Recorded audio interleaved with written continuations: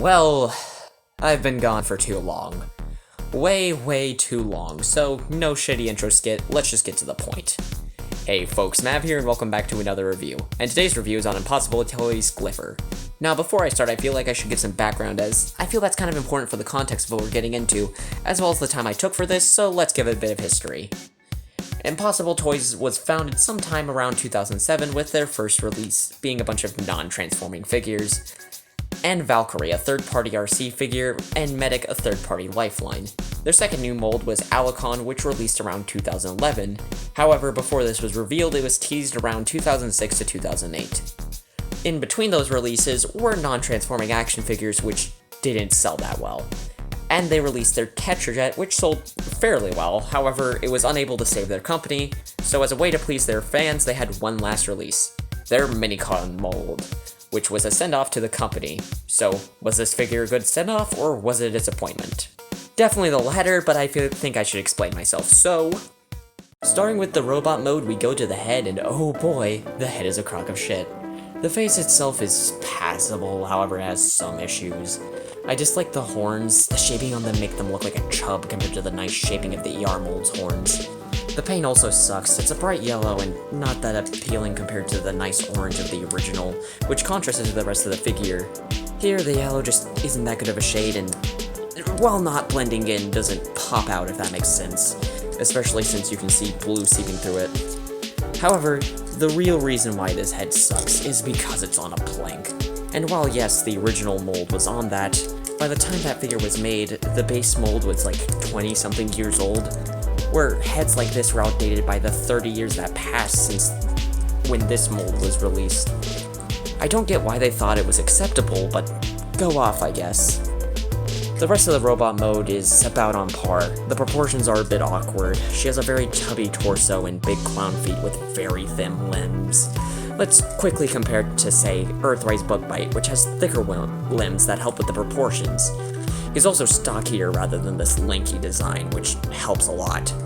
Now, I put a repro label on the chest, as otherwise it's a boring sea of blue, and yes, that isn't inherently the fault of the figure, but the sculpting is very flat. Like, take a look at Earthrise Hubcap. He has detailing in the sculpting of the arms and legs that make up for the lack of the details on the chest. Something Glypher lacks. She barely has molded in hands, and she kinda has molding on the legs, but it's just some minor lines that don't really pop out that well. However, that's only the minor issues with the figure, as the plastic quality on this thing is very cheap. Like, if you're wondering how cheap, there's a crack in one of my leg's copies. Even the 3 KOs I have don't have any signs of stress or breakage, and don't even get me started how this compares to my other third-party offerings. Now, that's basically it for the robot mode, however she comes with one accessory, that being a really shitty gun.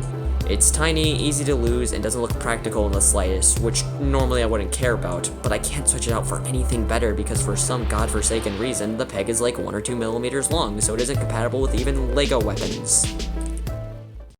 So, posability. We're doing it like this.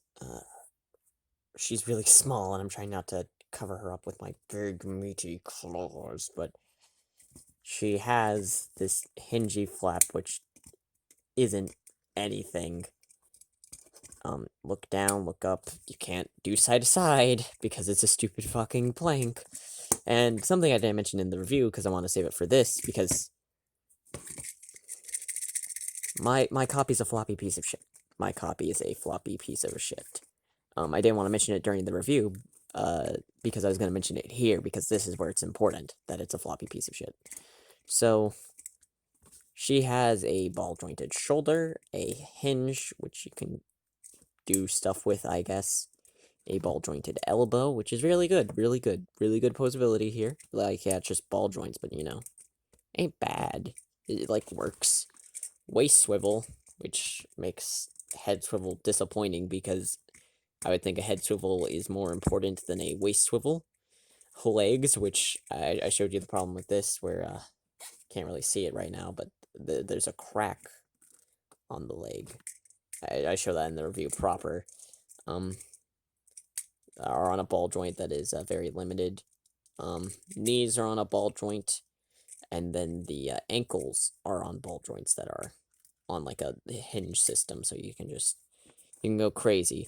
The options for posing are good, but it's just like you can't really do anything really good looking because, lack of a head and how big and dumpy this design is, with how, like, I don't know, like it just doesn't really look that good in whatever pose you put it in, so let's just move on to transformation. The transformation is just the G1 figure with extra steps, which isn't inherently bad. However, it isn't interesting in the slightest, as it barely does anything unique with the transformation, and I don't really care to talk about it much more than this. The vehicle mode, much like the robot mode, is bland and lifeless. The sculpted detail is flat, where on the original the details are quite clear where everything is molded. On the back, there's even less detail, as they didn't even bother covering up the back of the head, so there's just a gray gunmetal blotch on the Volkswagen, where the original had a sticker that covered up that area. And finally, the wheels are wheels. They function. I do wish they were made out of a shinier plastic or had silver paint, but that's just a minor issue at the end of the day. Glypher is an enigma. Originally, I was going to take my final thoughts on this to talk about how creatively bankrupt this figure is, but with how this figure was made as a swan song of a company, my question is, why would you make 10 repaints for this mold? When your company is failing, it honestly baffles me. Like, were they trying to make back a bunch of lost money? Were they trying to give their fan base, which they did surprisingly have enough, with one last big thing? I don't know, but overall this figure's bad, and I'm glad this is the worst clip out there, because there was one that was cancelled, and oh boy, this makes this look like Earthrise Prime in comparison. Anyway, this is Mav, and I'm signing out. My next review is on Siege Springer, which is going to be kind of special, with a slight twist on my formula anyway. Oh, and before I go, please someone sell me Moss Toys Rune, I will give feet pics!